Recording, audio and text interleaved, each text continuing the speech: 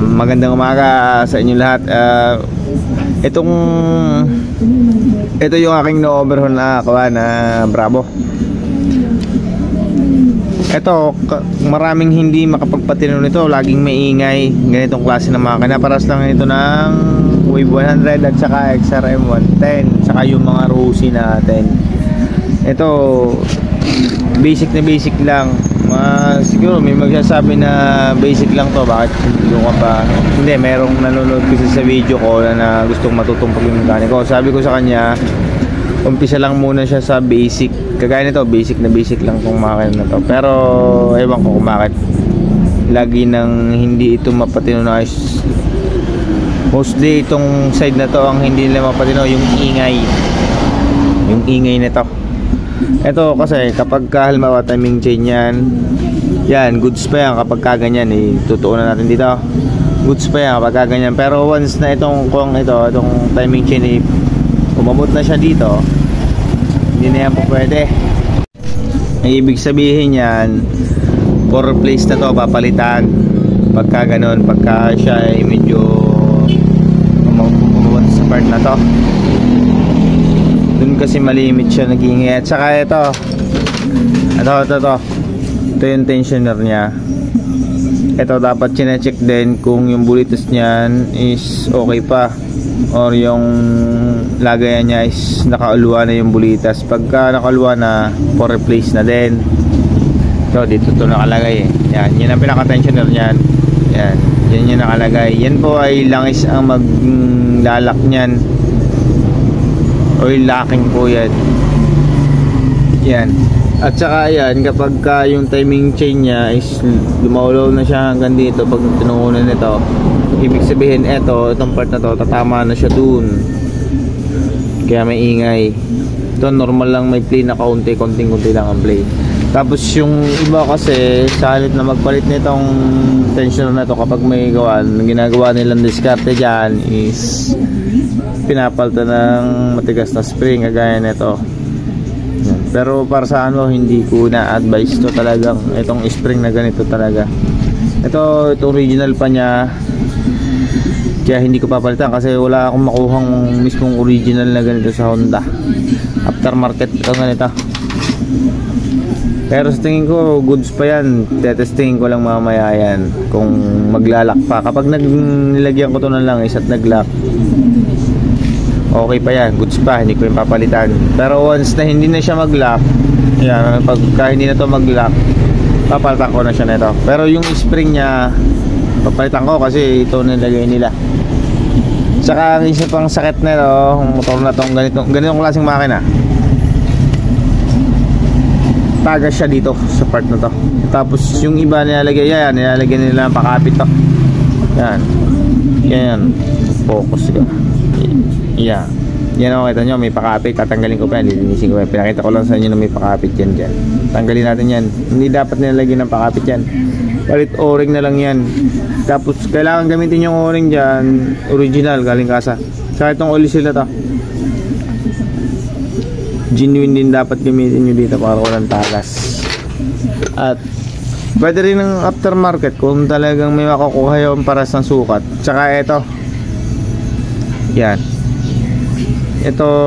pinakamahirap hanapin sa aftermarket kasi ito ang genuine niya, ang sukat niya is 18.9. Yung aftermarket na makukuha natin masyadong malaki yung bilog niya. Tapos ito 18.9, 28.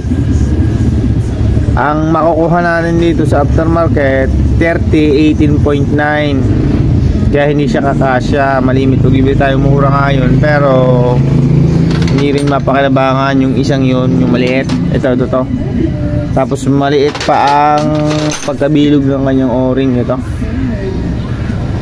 kaya malimit yung tumatagas. Kaya ginagawa nila lagyan na lang ng pakapit. Pero hindi po maganda may pakapit ito. Hindi ko ito nilalagyan ng pakapit pag ako gumagawa. Okay, testingin muna natin. Nakabit ko muna ito ng ayos. Patayin ko muna video. O yan, ganyan po dapat ang pwesto niyan. Yan. Pagka po ganyan ang pwesto ng timing chain natin, kapag nakakabit ng tensioner natin ito, goods yan. Pagka ganyan pa ang pwesto, yan o. Yan. Pero kapag lawlaw na, palitin ha. At saka ito ang pag-check up po ng timing chain nito, kahit minsan nakaranas na po ako nito, may experience ako na ganyan talaga ang pwesto niya, pero nag-iingay pa din. Ang ginagawa ko mo dito para ma-check kung okay talaga tong timing chain, kinakalas ko yung timing chain, iniisa-isa ko po ito, gagalaw-galawin ko po lahat, isa-isa paikot. At kung merong part na medyo matigas na siyang galawin or nag-i-stack up na siya, for replace na din po yan, kasi mag-iingay din po yun. Ang ibig sabihin po nun, pag dumadaan siya dito, tatalon-talon to, ganun, ganun yan, papalo yan sa gilid, kaya po siya babagting tapos lulubay, ganun lang po ang process, papalo-palo po yan dyan. Okay, nagluta ko, wala lang guys. Ganito po ang nagte-testing nito ha, nito kung talagang goods pa. Yan po ay, yan, nagagalaw siya eh. Yan. Ito po ginagawa ko, kinakargahan ko yan dyan ng langis. Yan, lagyan ko yan dyan ng langis. Yan. Kasi langis po naglalak dyan. Pag nilagyan ng langis, bombahin ulit. Meron naman siyang patagasan dito kapag halimbawa umaandar ng makina, so kaya pinaka bleeder. Pero kapag kalas pa po, ginagamit ko po ay ganito, hindi ko muna kinakalas yung bleeder niya, kakargahan ko lang yan dyan ng langis, papapasukin ko lang po dun sa loob nito. Yan, hanggang sa mapuno siya. Yan. Yan. Dito po marami kasing nagkakamali, dito maraming nasisira pag check up nito. Kahit basic lang tong makina na to, marami pa din hindi makapagpatino.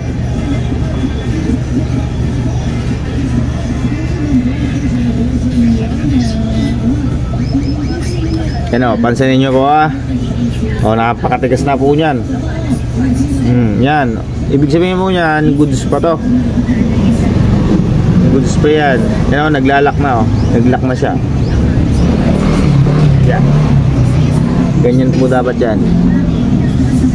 Okay, thank you. Mamaya paparinig ko na lang sa inyo kapag isinalang ko na to dito, tatapusin ko na to, bubuuin ko na, ayos na, goods na to lahat.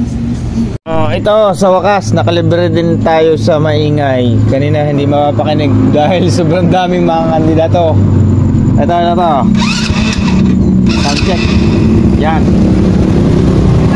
yan, sound check.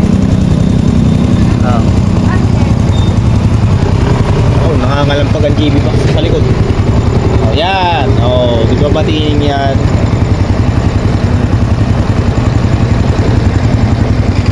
Hingi kasi ng GB box sa likod eh. Yan, di ba nandyan lagi ang ingay niyan?